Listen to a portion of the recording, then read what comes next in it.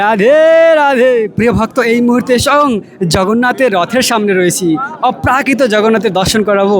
দর্শন করুন জগন্নাথকে।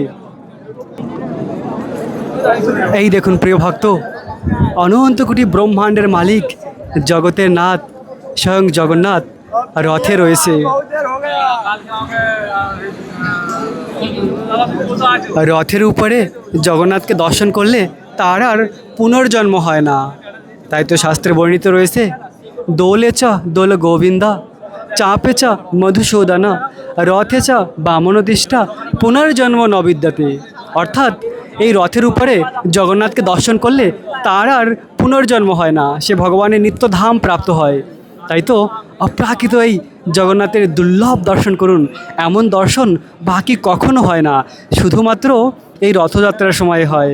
দেখুন, ভগবানকে দর্শন করে ভগবানের কাছে প্রার্থনা করা উচিত। আমার সঙ্গে আপনারা সকলে প্রার্থনা করুন।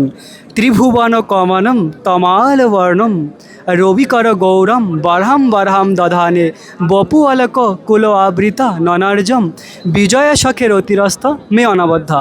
অর্থাৎ এই ত্রিভুবনে জগন্নাথের থেকে সুন্দর আর কেউ নেই। আর তার গায়ের রং হলো তমাল বর্ণম, আর তার গায়ের যে কাপড় রয়েছে রবিকর গৌরম বরহম বরহম দধানে। তো এভাবে ভগবানকে প্রার্থনা করলেই ভগবান খুব প্রসন্ন হয়। ভীষ্মদেব তার সরসজ্জায় ভগবানকে প্রার্থনা করেছিল,